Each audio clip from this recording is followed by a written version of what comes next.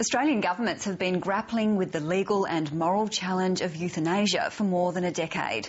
The Greens' last attempt to revive the debate in Victoria's Parliament failed last year. But two other states are closer to legalising the practice than ever before. Mike Sexton reports. Every day, doctors and nurses save lives.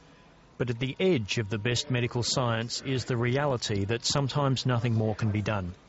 And there lies some ethically challenging questions. When we're encountering people at the end of their lives who can't be cured, who are suffering, and whose suffering is very difficult to control, sometimes the only way to achieve relief of that suffering is with those treatments that can hasten death. Roger Hunt's been a palliative care specialist for 25 years and knows there's a fine line between helping a patient and breaking the law. If we are hastening the dying process as a way to relieve suffering, then that does leave us open in terms of prosecution under the criminal law. So we're very careful in that situation. But this legal dilemma facing doctors could be relieved in at least one state. It was obvious to me that doctors, both in the palliative care and general practitioners, were saying that they needed to have a defence for practice that they already take place. So I think, it means that, things are more out in the open. South Australian Labor backbencher Stephanie Key has introduced a bill that provides legal protection for doctors whose work hastens a patient's death. And in doing so, she's reignited the debate over voluntary euthanasia.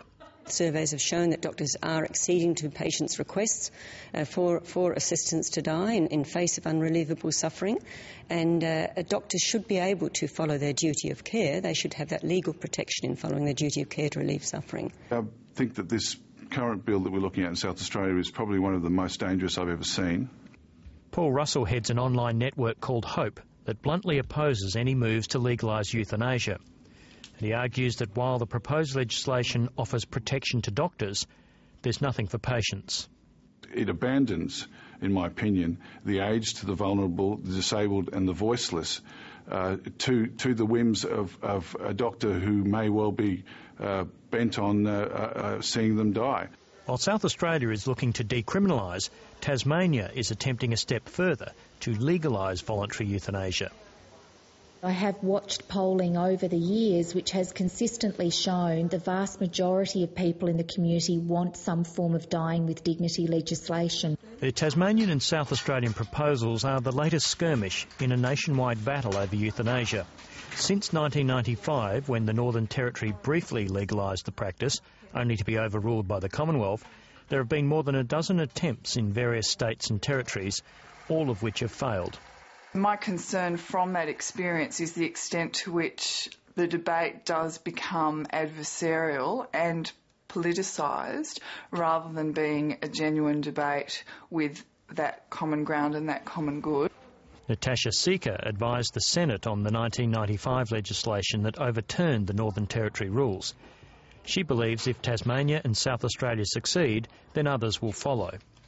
In a real political sense, when one jurisdiction makes a major legislative change, and this would undoubtedly be a major legislative change, it does licence or empower other jurisdictions to consider similar legislation. There are changes afoot, and I doubt whether the federal government is going to do anything about it.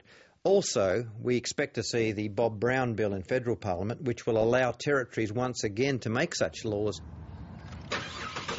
Prominent pro-euthanasia activist Philip Nitschke's been in Adelaide and Hobart scouting for possible sites to set up clinics. He believes even if laws are changed, doctors and patients will need specialist advice and counselling. The idea that a GP can at a certain point suddenly, when the patient asks, say, yes, sure, I'll help you die, and write out a prescription for lethal barbiturates is naive.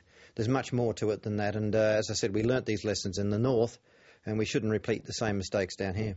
Killing people is not something that doctors are trained to do. And once we include that into their work structure, if you like, I think it definitely changes things. It changes the way they will view patient care, and it changes the way patients will view medical professionals.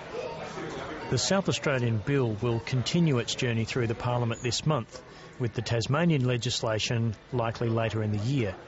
The developments will be watched keenly by both sides of an emotional debate that shows no sign of going away. I do think it would be to everyone's benefit if we talked more openly about death and we're all more aware of what actually happens at the end of life.